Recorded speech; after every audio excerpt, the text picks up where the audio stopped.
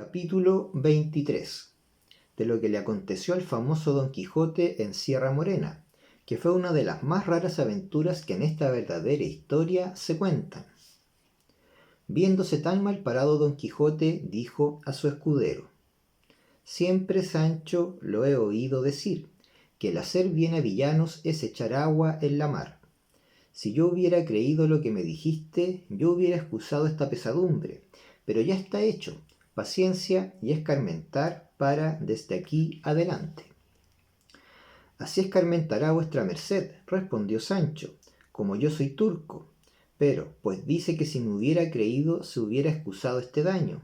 Créame ahora y excusará otro mayor, porque le hago saber que con la Santa Hermandad no hay usar de caballerías, que no se le da a ella por cuantos caballeros andantes hay dos maravedís, y sepa que ya me parece que sus saetas me zumban por los oídos.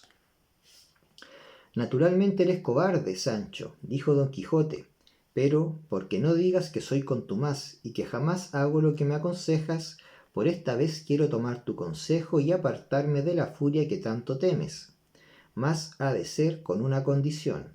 que jamás, en vida ni en muerte, has de decir a nadie que yo me retiré y aparté de este peligro de miedo, sino por complacer a tus ruegos, que si otra cosa dijeres, mentirás en ello, y desde ahora para entonces, y desde entonces para ahora te desmiento, y digo que mientes y mentirás todas las veces que lo pensares o lo dijeres, y no me repliques más, que en solo pensar que me aparto y retiro de algún peligro, especialmente de este, que parece que lleva algún no es de sombra de miedo. Estoy ya para quedarme y para guardar aquí solo, no solamente a la Santa Hermandad que dices y temes, sino a los hermanos de los 12 tribus de Israel, y a los 7 macabeos, y a Cástor y a Pólux, y aun a todos los hermanos y hermandades que hay en el mundo. Señor, respondió Sancho, que al retirar no es huir, ni el esperar es cordura, cuando el peligro sobrepuja la esperanza, y de sabios es guardarse hoy para mañana, y no aventurarse todo en un día. Y sepa que, aunque safio y villano, todavía se me alcanza algo de esto que llaman buen gobierno, así que no se arrepienta de haber tomado mi consejo, sino suba en Rocinante, si puede, o si no, yo le ayudaré, y sígame, que el caletre me dice que hemos menester ahora más los pies que las manos. Subió Don Quijote, sin replicarle más palabra, y, guiando Sancho sobre su asno, se entraron por una parte de Sierra Morena, que allí junto estaba, llevando Sancho intención de atravesarla toda e ir a salir al Viso, o a Almodóvar del Campo, y esconderse algunos días por aquellas asperezas, por no ser hallados si la hermandad los buscase. Animóle a esto haber visto que de la refriega de los galeotes se había escapado libre la despensa que sobre su asno venía, cosa que la juzgó a milagro, según fue lo que llevaron y buscaron los galeotes. Así como Don Quijote entró por aquellas montañas, se le alegró el corazón, pareciéndole aquellos lugares acomodados para las aventuras que buscaba. Reducíansele a la memoria los maravillosos acaecimientos que en semejantes soledades y asperezas habían sucedido a caballeros andantes. Iba pensando en estas cosas, tan embebecidos y transportado en ellas que de ninguna otra se acordaba. Ni Sancho llevaba otro cuidado, después que le pareció que caminaba por parte segura, sino de satisfacer su estómago con los relieves que del despojo clerical habían quedado. Y así iba tras su amo sentado a la mujeriega sobre su jumento, sacando de un costal y embaulando en su panza, y no se le diera por hallar otra aventura, entre tanto que iba de aquella manera un ardite. En esto alzó los ojos y vio que su amo estaba parado, procurando con la punta del lanzón alzar no sé qué bulto que estaba caído en el suelo, por lo cual se dio priesa a llegar a ayudarle si fuese menester, y cuando llegó fue a tiempo que alzaba con la punta del lanzón un cojín y una maleta asida a él, medio podridos o podridos del todo, y deshechos. Mas pesaba tanto que fue necesario que Sancho se apease a tomarlos, y mandóle su amo que viese lo que en la maleta venía. Hízolo con mucha presteza Sancho, y, aunque la maleta venía cerrada con una cadena y su candado, por lo roto y podrido de ella vio lo que en ella había, que eran 4 camisas de delgada holanda y otras cosas de lienzo, no menos curiosas que limpias, y en un pañizuelo halló un buen montoncillo de escudos de oro, y, así como los vio, dijo: Bendito sea todo el cielo, que nos ha deparado una aventura que sea de provecho. Y buscando más, halló un librillo de memoria, ricamente guarnecido. Este le pidió Don Quijote, y mandóle que guardase el dinero y lo tomase para él. Besóle las manos Sancho por la merced, y, desvalijando la valija de su lencería, la puso en el costado de la despensa. Todo lo cual, visto por Don Quijote, dijo: Paréceme, Sancho, y no es posible que sea otra cosa, que algún caminante descaminado debió de pasar por esta sierra, y salteándole malandrines le debieron de matar, y le trujeron a enterrar en esta tan escondida parte. No puede ser eso, respondió Sancho, porque si fueran ladrones no se dejaran aquí este dinero. Verdad dices, dijo Don Quijote, y así no adivino ni doy en lo que esto pueda ser. Mas espérate, veremos si en este librillo de memoria hay alguna cosa escrita por donde podamos rastrear y venir en conocimiento de lo que deseamos. Abrióle, y lo primero que halló en él escrito como en borrador, aunque de muy buena letra, fue un soneto que, leyéndole alto porque Sancho también lo oyese, vio que decía de esta manera: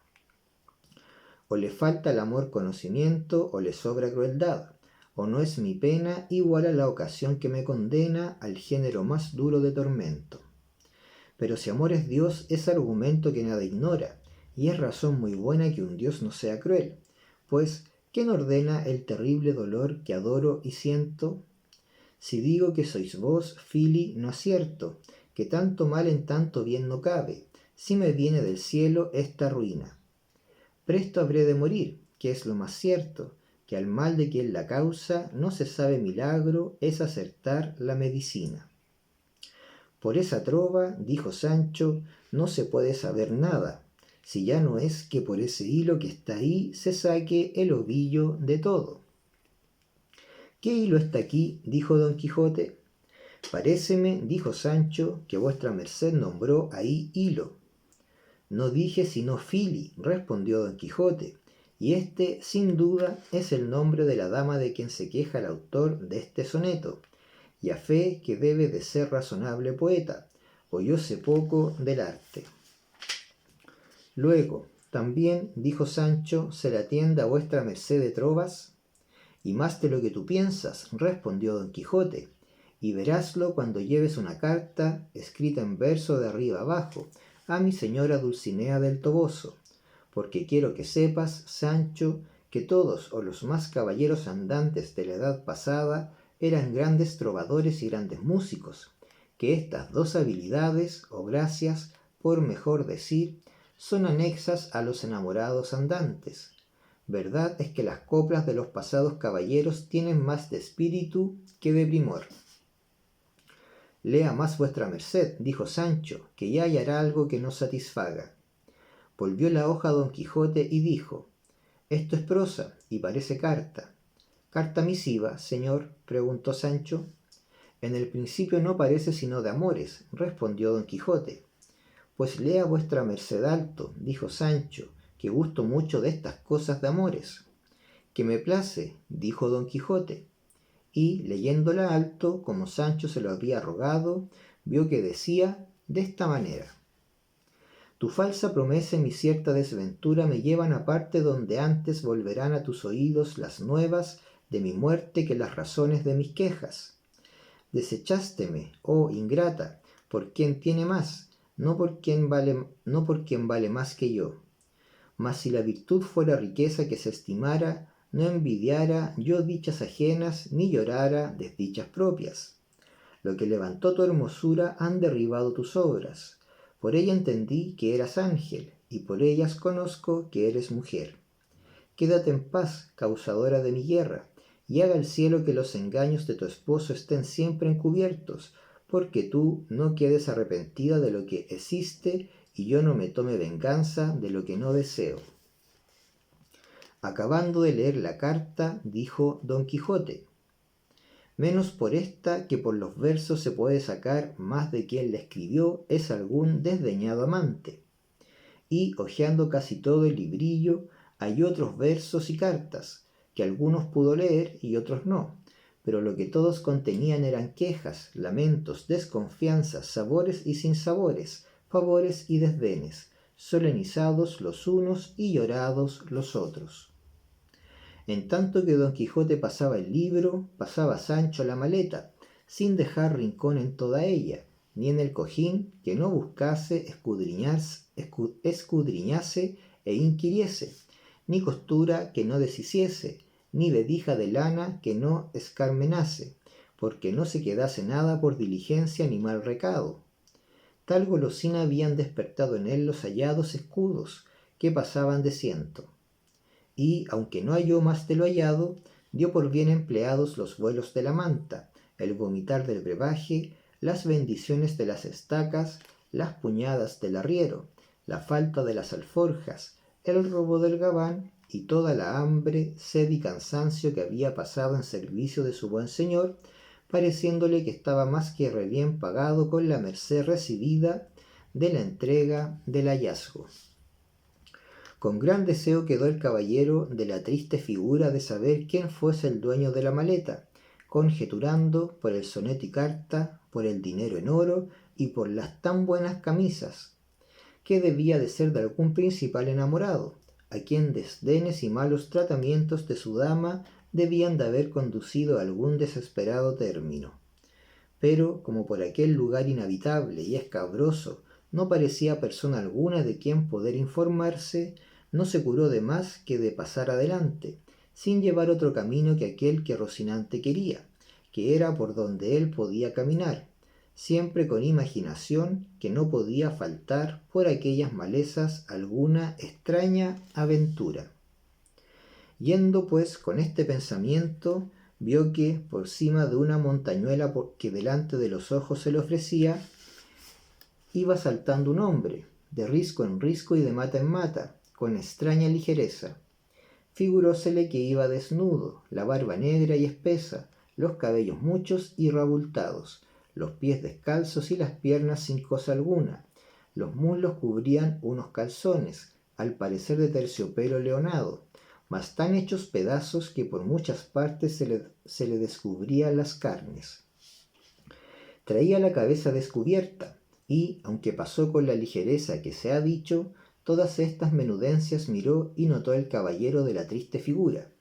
y, aunque lo procuró, no pudo seguirle, porque no era dado a la debilidad de Rocinante andar por aquellas asperezas, y más siendo él de suyo pisacorto y flemático.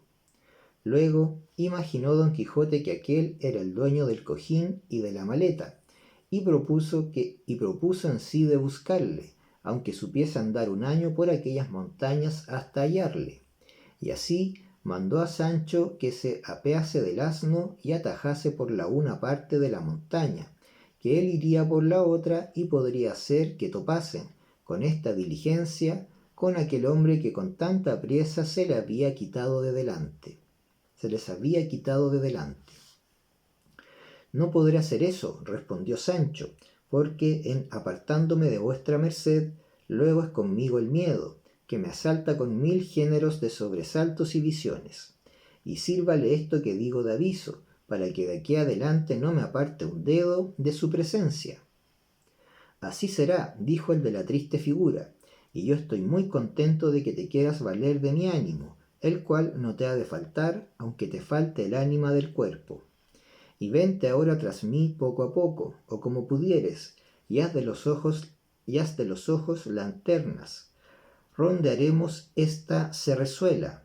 Quizá toparemos con aquel hombre que vimos, el cual, sin duda alguna, no es otro que el dueño de nuestro hallazgo. A lo que Sancho respondió: Harto mejor sería no buscarle, porque si le hallamos y acaso fuese el dueño del dinero, claro está que lo tengo de restituir, y así fuera mejor, sin hacer esta inútil diligencia, poseerlo yo con buena fe hasta que, por otra vía menos curiosa y diligente, pareciera su verdadero señor, y quizá fuera tiempo que lo hubiera gastado, y entonces el rey me hacía franco. Engañaste en eso, Sancho, respondió don Quijote, que ya que hemos caído en sospecha de quién es el dueño, cuasi delante estamos obligados a buscarle y volvérselos, y cuando no le buscásemos, la vehemente sospecha que tenemos de que él lo sea nos pone ya en tanta culpa como si lo fuese. Así que, Sancho amigo, no te dé pena el buscarle, porque la que a mí se me quitará si le hallo. Y así picó a Rocinante y siguióle Sancho con su acostumbrado jumento, y habiendo rodeado parte de la montaña, hallaron en un arroyo, caída, muerta y medio comida de perros y picada de grajos, una mula ensillada y enfrenada. Todo lo cual confirmó en ellos más la sospecha de que aquel que huía era el dueño de la mula y del cojín. Estándola mirando, oyeron un silbo como de pastor que guardaba ganado, y a deshora, a su siniestra mano, parecieron una buena cantidad de cabras, y tras ellas, por cima de la montaña, pareció el cabrero que las guardaba, que era un hombre anciano. Diole voces don Quijote y rogóle que bajase donde estaban. Él respondió a gritos que quién les había traído por aquel lugar, pocas o ningunas veces pisado sino de pies de cabras o de lobos y otras fieras que por allí andaban. Respondióle Sancho que bajase, que de todo le darían buena cuenta. Bajó el cabrero y, en llegando a donde don Quijote estaba, dijo: apostaré que está mirando la mula de alquiler que está muerta en esa hondonada, pues a buena fe que ha ya 6 meses que está en ese lugar. Díganme, ¿han topado por ahí a su dueño? No hemos topado a nadie, no hemos topado a nadie, respondió don Quijote, sino a un cojín y a una maletilla que no lejos de este lugar hallamos. También la hallé yo, respondió el cabrero, mas nunca la quise alzar ni llegar a ella, temeroso de algún desmán y de que no me la pidiesen por de hurto, que es el diablo sotil. Y debajo de los pies se levanta al hombre, cosa donde tropiece y calla, sin saber cómo ni cómo no. Eso mesmo es lo que yo digo, respondió Sancho, que también la hallé yo, y no quise llegar a ella con un tiro de piedra. Allí la dejé y allí se queda como se estaba, que no quiero perro con cencerro. Decidme, buen hombre, dijo don Quijote, ¿sabéis vos quién sea el dueño de estas prendas? Lo que sabré yo decir, dijo el cabrero, es que habrá al pie de 6 meses, poco más a menos, que llegó a una majada de pastores, que estará como 3 leguas de este lugar, un mancebo de gentil talle y apostura, caballero sobre esa mesma mula que ahí está muerta, y con el mesmo cojín y maleta que decís que hallastes y no tocastes. Preguntónos que cuál parte de esta sierra era la más áspera y escondida. Dijímosle que era esta donde ahora estamos, y es ansí la verdad, porque si entráis media legua más adentro, quizá no acertaréis a salir, y estoy maravillado de cómo habéis podido llegar aquí, porque no hay camino ni senda que a este lugar encamine. Digo, pues que, en oyendo nuestra respuesta el mancebo, volvió las riendas y encaminó hacia el lugar donde le señalamos, dejándonos a todos contentos de su buen talle, y admirados de su demanda y de la priesa con que le veíamos caminar y volverse hacia la sierra. Y desde entonces nunca más le vimos, hasta que desde allí a algunos días salió al camino a uno de nuestros pastores, y, sin decirle nada, se llegó a él y le dio muchas puñadas y coces, y luego se fue a la borrica del hato y le quitó cuanto pan y queso en ella traía, y, con extraña ligereza, hecho esto, se volvió a emboscar en la sierra. Como esto supimos algunos cabreros, le anduvimos a buscar casi 2 días por lo más cerrado de esta sierra, al cabo de los cuales le hallamos metido en el hueco de un grueso y valiente alcornoque. Salió a nosotros con mucha mansedumbre, ya roto el vestido y el rostro disfigurado y tostado del sol, de tal suerte que apenas le conocíamos, sino que los vestidos, aunque rotos con la noticia que de ellos teníamos, nos dieron a entender que era el que buscábamos. Saludónos cortésmente, y en pocas y muy buenas razones nos dijo que no nos maravillásemos de verle andar de aquella suerte, porque así le convenía para cumplir cierta penitencia que por sus muchos pecados le había sido impuesta. Rogámosle que nos dijese quién era, mas nunca lo pudimos acabar con él. Pedímosle también que, cuando hubiese menester el sustento, sin el cual no podía pasar, nos dijese dónde le hallaríamos, porque con mucho amor y cuidado se lo llevaríamos, y que si esto tampoco fuese de su gusto, que a lo menos saliera a pedirlo, y no a quitarlo a los pastores. Agradeció nuestro ofrecimiento, pidió perdón de los asaltos pasados, y ofreció de pedillo de allí adelante por amor de Dios, sin dar molestia alguna a nadie. En cuanto a lo que tocaba a la estancia de su habitación, dijo que no tenía otra que aquella que le ofrecía la ocasión donde le tomaba la noche, y acabó su plática con un tan tierno llanto que bien fuéramos de piedra los que escuchándole como le habíamos,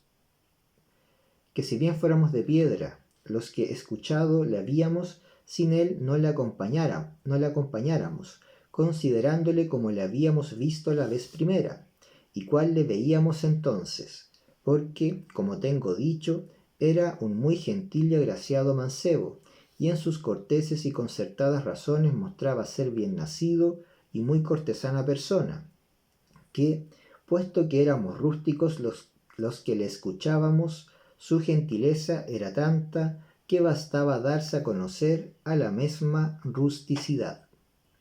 Y, estando en lo mejor de su plática, paró y enmudecióse, clavó los ojos en el suelo por un buen espacio, en el cual todos estuvimos quedos y suspensos, esperando en qué había de parar aquel embelesamiento, con no poca lástima de verlo, porque, por lo que hacía de abrir los ojos, estar fijo mirando al suelo sin mover pestaña a gran rato, y otras veces cerrarlos, apretando los labios y enarcando las cejas, fácilmente conocimos que algún accidente de locura le había sobrevenido.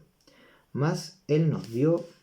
a entender presto ser verdad lo que pensábamos, porque se levantó con gran furia del suelo, donde se había echado, y arremetió con el primero que halló junto a sí, con tal denuedo y rabia que, si no se le quitáramos, le matara a puñadas y a bocados. Y todo esto hacía diciendo: «Ah, fementido Fernando, aquí me pagarás la sinrazón que me heciste. Estas manos te sacarán el corazón, donde albergan y tienen manida todas las maldades juntas, principalmente la fraude y el engaño». Y a éstas añadía otras razones, que todas se encaminaban a decir mal de aquel Fernando y a tacharle de traidor y fementido. Quitámosele, pues, con no poca pesadumbre, y él, sin decir más palabra, se apartó de nosotros y se emboscó corriendo por entre estos jarales y malezas, de modo que nos imposibilitó el seguirle. Por esto conjeturamos que la locura le venía a tiempos, y que alguno que se llamaba Fernando le debía de haber hecho alguna mala obra, tan pesada cuanto lo mostraba el término a que le había conducido. Todo lo cual se ha confirmado después acá con las veces, que han sido muchas, que él ha salido al camino, unas a pedir a los pastores le den de lo que llevan para comer, y otras a quitárselo por fuerza, porque cuando está con el accidente de la locura, aunque los pastores se lo ofrezcan de buen grado, no lo admite, sino que lo toma a puñadas, y cuando está en suceso, lo pide por amor de Dios, cortés y comedidamente, y rinde por ello muchas gracias, y no con falta de lágrimas. Y en verdad os digo, señores, prosiguió el cabrero, que ayer determinamos yo y 4 zagales, los 2 criados y los 2 amigos míos, de buscarle hasta tanto que le hallemos, y, después de hallado, ya por fuerza, ya por grado, le hemos de llevar a la villa de Almodóvar, que está de aquí a 8 leguas, y allí le curaremos, si es que su mal tiene cura, o sabremos quién es cuando esté en suceso, y si tiene parientes a quien dar noticias de su desgracia. Esto es, señores, lo que sabré deciros de lo que me habéis preguntado, y entended que el dueño de las prendas que hallastes es el mesmo que vistes pasar con tanta ligereza como desnudez, que ya le había dicho don Quijote cómo había visto pasar aquel hombre saltando por la sierra. El cual quedó admirado de lo que al cabrero había oído, y quedó con más deseo de saber quién era el desdichado loco, y propuso en sí lo mesmo que ya tenía pensado, de buscarle por toda la montaña, sin dejar rincón ni cueva en ella que no mirase, hasta hallarle. Pero hízolo mejor la suerte de lo que él pensaba ni esperaba, porque en aquel mesmo instante pareció, por entre una quebrada de una sierra que salía donde ellos estaban, el mancebo que buscaba, el cual venía hablando entre sí cosas que no podían ser entendidas de cerca, cuanto más de lejos. Su traje era cual se ha pintado, solo que, llegando cerca, vio don Quijote que un coleto hecho pedazos que sobre sí traía era de ámbar, por donde acabó de entender que persona que tales hábitos traía no debía de ser de ínfima calidad. En llegando el mancebo a ellos, les saludó con una voz desentonada y bronca, pero con mucha cortesía. Don Quijote le volvió las saludes con no menos comedimiento, y, apeándose de Rocinante, con gentil continente y donaire, le fue a abrazar y le tuvo un buen espacio estrechamente entre sus brazos, como si de luengos tiempos lo hubiera conocido. El otro, a quien podemos llamar el roto de la mala figura, como a don Quijote el de la triste, después de haberse dejado abrazar, le apartó un poco de sí, y, puestas sus manos en los hombros de don Quijote, le estuvo mirando, como que quería ver si le conocía, no menos admirado quizá de ver la figura, talle y armas de don Quijote, que don Quijote lo estaba de verle a él. En resolución, el primero que habló después del abrazamiento fue el roto, y dijo lo que se dirá adelante.